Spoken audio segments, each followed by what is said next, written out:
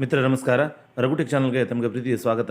ಇವತ್ತು ನಾವು ತಿಳಿಯೋಣ ಹೇಗೆ ಕರ್ನಾಟಕ ಸರ್ಕಾರಿ ನೌಕರರು ತನ್ನ ಸೇವೆಯಲ್ಲಿ 10 ವರ್ಷ, 15 ವರ್ಷ ಅಥವಾ 20 ವರ್ಷದ ಟೈಮ್ ಬಾಂಡನ್ನು ಮಾಡ್ಕೊಳ್ಳೋಬೇಕಾದ್ರೆ HRMS 2.0ದಲ್ಲಿ ಹೇಗೆ ಮಾಡ್ಕೋಬಹುದು. ತುಂಬ ಸುಲಭ ಮತ್ತು ಸರಳವಾಗಿ ಕೇವಲ 10 ನಿಮಿಷಗಳಲ್ಲಿ ನೀವು ಈ ಪ್ರಕ್ರಿಯೆಯನ್ನು ಮುಗಿಸ್ಬೋದು ಈ ವಿಡಿಯೋವನ್ನು ನೋಡಿದರೆ. ಸೊ ಹಾಗಾದರೆ ಹೇಗೆ ಮಾಡೋದು ಅನ್ನೋವಂಥದ್ದನ್ನು ನೋಡೋಣ. ಅದಕ್ಕೂ ಮುಂಚಿತವಾಗಿ ನೀವಿನ್ನು ನಮ್ಮ ರಘುಟೆಕ್ ಚಾನಲ್ನ ಸಬ್ಸ್ಕ್ರೈಬ್ ಮಾಡದೇ ಇದ್ದರೆ ಈ ಕೂಡಲೇ ಸಬ್ಸ್ಕ್ರೈಬ್ ಮಾಡ್ಕೊಳ್ಳಿ. ಇದೇ ತರಹದ ಮಾಹಿತಿಗಾಗಿ ಬೆಲ್ ಐಕಾನ್ ಅಂತದನ್ನು ಮಾತ್ರ ಮರಿಬೇಡಿ. ಈಗ ಬನ್ನಿ, ನಾವು ನೆಕ್ಸ್ಟು HRMS 2.0ದ ಡ್ಯಾಶ್ ಬೋರ್ಡಲ್ಲಿ ಹೋಮ್ ಪೇಜಲ್ಲಿ ಇದ್ದೀವಿ ಈಗ. ಸೊ ಇಲ್ಲಿ ಬಂದುಬಿಟ್ಟು ನಮಗೆ ಈ ಟೈಮ್ ಬಾಂಡ್ಗಳೆಲ್ಲ ಮಾಡೋ ಅಂಥದ್ದು ಪ್ರಮೋಷನ್ ಅನ್ನೋವಂತಹ ಮಾಡ್ಯೂಲಲ್ಲಿ ಅಲ್ಲಿ ನೀವು ಫಸ್ಟು ಇನಿಷಿಯೇಟರ್ ರೋಲನ್ನು ತಗೊಳ್ಳಿ, ಮತ್ತು ಪ್ರೊಸೀಡ್ ಕೊಡಿ.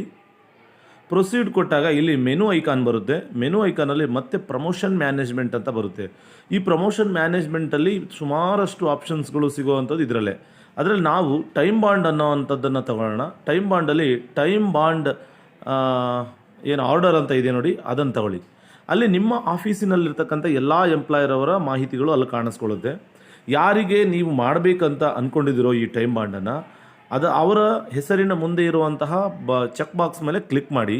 ಕ್ಲಿಕ್ ಮಾಡಿದರೆ ಇಲ್ಲಿ ಆ್ಯಡ್ ಫೈಲ್ ಅನ್ನುವಂತಹ ಆಪ್ಷನ್ ನಿಮಗೆ ಅಲ್ಲಿ ಗೋಚರವಾಗುತ್ತೆ. ಅದನ್ನು ನೀವು ನೋಡಿ.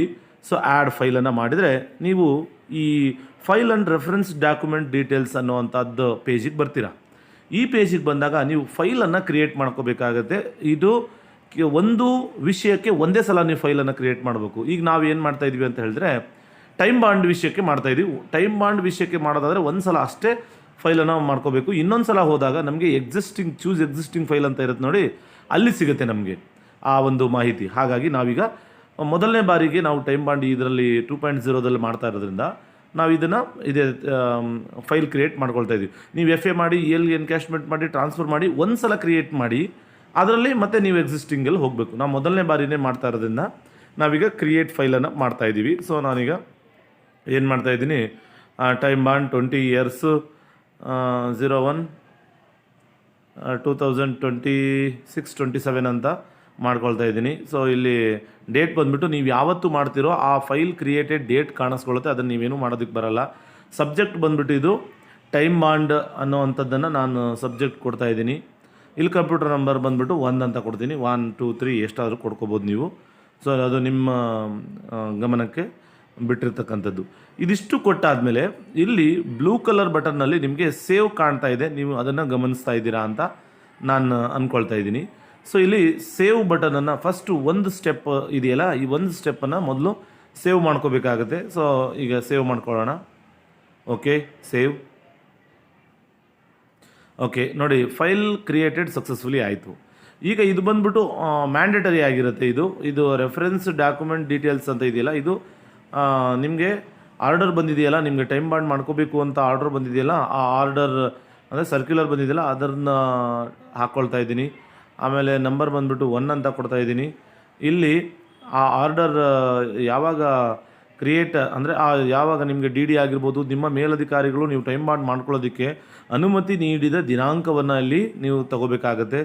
ಇಲ್ಲಿ ಬಂದುಬಿಟ್ಟು ಸಬ್ಜೆಕ್ಟ್ ಮತ್ತು ನೀವು ಟೈಮ್ ಬಾಂಡ್ ಅಂತಲೇ 20 years ಟೈಮ್ ಬಾಂಡ್ ಅಂತ ನಾನು ಬರ್ಕೊಳ್ತಾ ಇದ್ದೀನಿ. Just weight. ಮತ್ತು ರೆಫರೆನ್ಸ್ ಬಂದುಬಿಟ್ಟು ಮತ್ತು ಅದೇ ಆರ್ಡರ್, ನಮಗೆ ನಮ್ಮ ಮೇಲಧಿಕಾರಿಗಳು ಮಾಡಿರ್ತಕ್ಕಂಥದ್ದು ಆರ್ಡರ್ ಆಗಿರುತ್ತೆ. ಆರ್ಡರ್ ಅಂತ ತಗೊಳ್ಳಿ. ಅದು ಯಾರು ನಮಗಾದರೆ ಶಿಕ್ಷಣ ಇಲಾಖೆಯಲ್ಲಾದರೆ DDP ಆರ್ಡರ್ ಮಾಡಿರ್ತಾರೆ ಹೈಸ್ಕೂಲಿಗೆ. ಇಲ್ಲಿ ಬಂದುಬಿಟ್ಟು ನೀವು ಪ್ರಮೋಷನ್ ಅಂತ ತಗೊಳ್ಳಿ. ಇಲ್ಲಿ ಪರ್ಪಸ್ ಇದೆಯಲ್ಲ ಪ್ರಮೋಷನ್ ಅದು. ಸೊ ಇಲ್ಲಿ ಎಫೆಕ್ಟ್ ಡೇಟ್ ಕೇಳ್ತಾ ಇದೆ. ನೀವು ಎಫೆಕ್ಟ್ ಡೇಟನ್ನು ನೀವು ತಗೊಳ್ಳಿ. ಯಾವಾಗ ಆಗಿದ್ದ ಅಂದರೆ ಟೈಮ್ ಬಾಂಡಿಗೆ ಎಲಿಜಿಬಿಲಿಟಿ ತೊಗೊಂಡಿದ್ದಾರೋ ಆ ಎಫೆಕ್ಟಿವ್ ಡೇಟ್ ಅಂತ ತಗೊಳ್ಳಿ ನೀವು. ಸೊ ನಾನು ಅವರ ಎಫೆಕ್ಟಿವ್ ಡೇಟನ್ನು ಇಲ್ಲಿ ತಗೊಳ್ತಾ ಇದ್ದೀನಿ, ಚೂಸ್ ಮಾಡ್ಕೊಳ್ತಾ. ಯಾಕೆಂದರೆ ಆರ್ಡರ್ ನೋಡಿನೇ ಮಾಡಬೇಕಾಗತ್ತೆ. ಇದು ನಿಮ್ಮ ಗಮನದಲ್ಲಿ ಇರಲಿ. ಸೊ ಆರ್ಡರಲ್ಲಿ ಇದ್ದಂತಹ ಡೇಟು, ಜಾರಿಗೆ ಬಂದ ದಿನಾಂಕ ಅಂತ ಇರುತ್ತೆ, ಅದನ್ನು ನೀವು ಗಮನಿಸ್ಕೊಳ್ಳಿ. ಅದನ್ನು ನೀವು ಇಲ್ಲಿ ಎಲ್ಲ ಮಾಹಿತಿಯನ್ನು ಹಾಕಬೇಕಾಗುತ್ತೆ. ಇಲ್ಲಿ ಅಪ್ಲೋಡ್ ಸಪೋರ್ಟಿಂಗ್ ಡಾಕ್ಯುಮೆಂಟ್ಸ್ ಅಂತ ಇದೆಯಲ್ಲ, ನಮಗೆ ಮೇಲಧಿಕಾರಿಗಳು ಕಳಿಸ್ಕೊಟ್ಟಿರುವಂತಹ ಆದೇಶ ಇದೆಯಲ್ಲ, ಅದನ್ನು ವಿತಿನ್ 5 MB ಒಳಗಡೆ ಅದನ್ನು ತಗೊಂಡು ಅದನ್ನು ಆ್ಯಡ್ ಮಾಡ್ಕೊಳ್ಳಿ.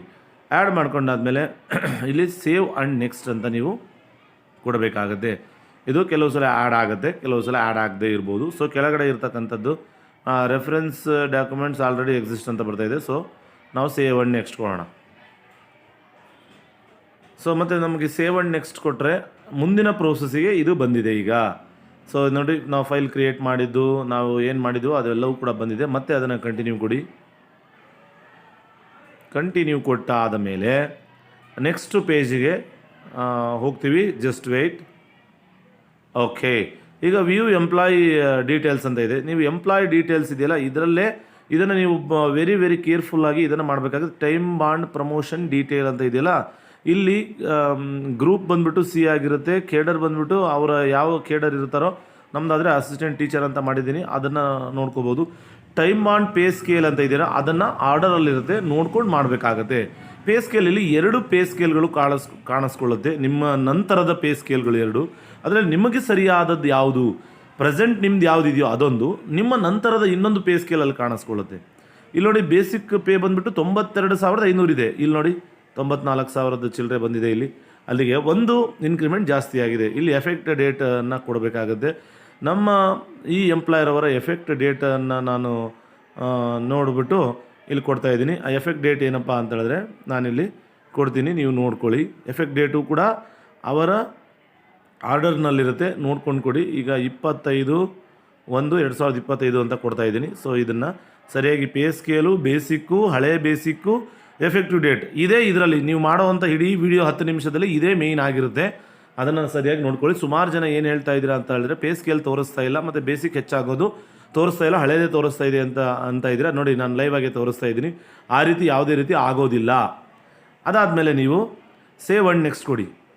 ಸೇವ್ ಆ್ಯಂಡ್ ನೆಕ್ಸ್ಟ್ ಕೊಟ್ಟ ಮೇಲೆ ಇಲ್ಲಿ ಟಿಕ್ ಮಾರ್ಕ್ ಬಂದಿದೆ ನೋಡಿ, ಗ್ರೀನ್ ಟಿಕ್ ಮಾರ್ಕ್ ಬಂದಮೇಲೆ ನಿಮ್ಮ ಮತ್ತೆ ಸೇವ್ ಮತ್ತು ಸಬ್ಮಿಟನ್ನು ಕೊಡಿ. ಸೊ ಕೊಟ್ಟಾದಮೇಲೆ ನಿಮಗೆ ಇನಿಷಿಯೇಟ್ ಆರ್ಡರಿಗೆ ಬಂದಿದ್ದೀವಿ ಈಗ ನಾವು. ಸೊ ಇಲ್ಲಿಗೆ ಅಪ್ಲೋಡ್ ಆರ್ಡರ್ ಅಂತ ಇದೆ ನೋಡಿ, ಇಲ್ಲಿ ಆರ್ಡರನ್ನು ನೀವು ಮತ್ತೊಂದು ಸಲ ಅಪ್ಲೋಡ್ ಮಾಡೋ ಅವಶ್ಯಕತೆ ಇರೋದಿಲ್ಲ. ಯಾಕೆ ಅಂತ ಹೇಳಿದ್ರೆ ಈಗ ಆಲ್ರೆಡಿ ನಾವು ಮಾಡಿ ಆಗಿದೆ.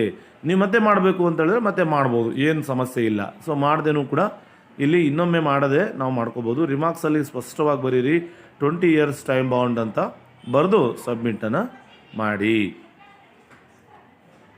ಎಸ್, ಸಬ್ಮಿಟ್ ಮಾಡಿದ್ಮೇಲೆ ಅದು ಪ್ರೋಸೆಸ್ ಆಗ್ತಾಯಿದೆ, ಬಫರಿಂಗಲ್ಲಿದೆ. Just wait. ಎಸ್, ಸೊ ನಮ್ಮ ರಿಕ್ವೆಸ್ಟು ಇಲ್ಲಿಂದ ಮೂವ್ ಆಗಿದೆ. ಎಲ್ಲಿಗೆ ಮೂವ್ ಆಗಿದೆ? ಇನಿಷಿಯೇಟರ್ ಲಾಗಿನ್ನಿಂದ ವೆರಿಫೈಯರ್ ಲಾಗಿನ್ನಿಗೆ ಅದು ಹೋಗಿದೆ. ನೀವು ಬೇಕಿದ್ರೆ ಇನ್ನೊಂದು ಸಲ ಅದನ್ನು ಚೆಕ್ ಮಾಡ್ಕೋಬೋದು, ಎಲ್ಲಿ ಹೋಗಿದೆ ಆ ಫೈಲಿಗೆ, ಎಲ್ಲಿ ಯಾರ ಹಂತದಲ್ಲಿದೆ ಅನ್ನುವಂಥದ್ದನ್ನು ನೋಡ್ಕೊಳ್ಳಿ. ಅಲ್ಲಿ ಐಕಾನ್ ಮೇಲೆ ಕ್ಲಿಕ್ ಮಾಡಿದರೆ ವೆರಿಫೈಯರ್ ಹಂತದಲ್ಲಿದೆ ಅನ್ನುವಂಥದ್ದನ್ನು ತೋರಿಸ್ತಾ ಇದೆ ನೋಡಿ. ಅಲ್ಲಿ ಮೊದಲನೇ ಹಂತ ಗ್ರೀನ್ ಟಿಕ್ ಆಗಿದೆ, 2ನೇ ಹಂತದಲ್ಲಿ ಪೆಂಡಿಂಗ್ ಅಂತ ಇದೆ. ಸೊ ಈಗ ನಾವು 2ನೇ ಹಂತಕ್ಕೆ ಹೋಗೋಣ. ಮತ್ತು ನಾವು ವೆರಿಫೈಯರ್ ರೋಲನ್ನು ಸೆಲೆಕ್ಟ್ ಮಾಡ್ಕೊಳ್ತಾ ಇದ್ದೀನಿ. ವೆರಿಫೈಯರ್ ರೋಲ್, ಪ್ರೊಸೀಡ್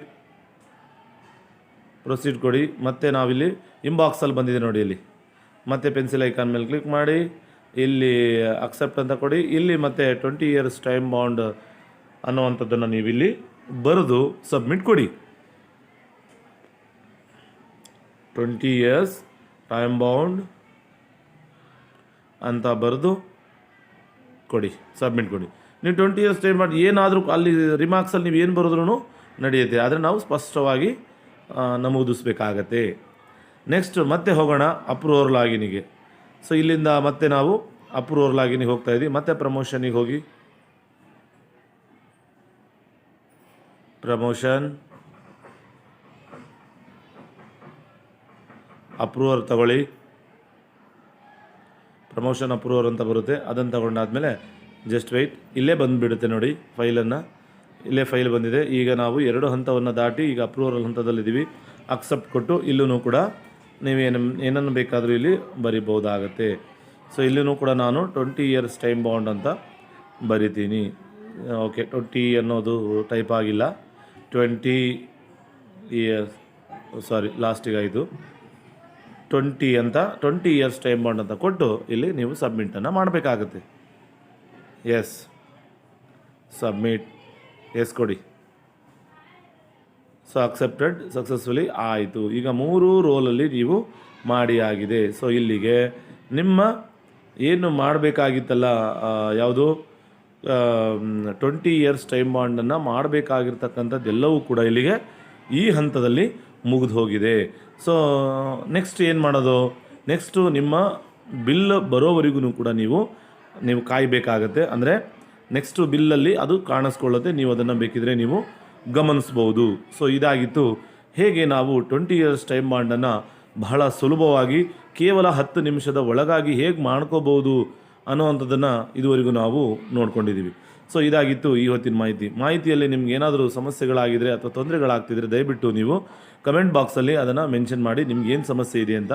ಸೊ ಸಾಧ್ಯವಾದಷ್ಟು ನಾವು ಉತ್ತರಿಸೋದಕ್ಕೆ ಪ್ರಯತ್ನ ಮಾಡ್ತೀವಿ. ನೋಡಿ, ಈಗ ನಾನು ತೋರಿಸ್ತಾ ಇರೋವಂಥದ್ದು ಎಲ್ಲವೂ ಕೂಡ ಹೋಗಿದೆ ಅನ್ನೋವಂಥದ್ದನ್ನು ತೋರಿಸ್ತಾ ಇದ್ದೀನಿ. ಮಾಹಿತಿ ಇಷ್ಟವಾದರೆ ಲೈಕ್ ಮಾಡಿ, ಶೇರ್ ಮಾಡಿ, ಸಬ್ಸ್ಕ್ರೈಬ್ ಮಾಡೋದನ್ನು ಮಾತ್ರ ಮರಿಬೇಡಿ. ಧನ್ಯವಾದಗಳು.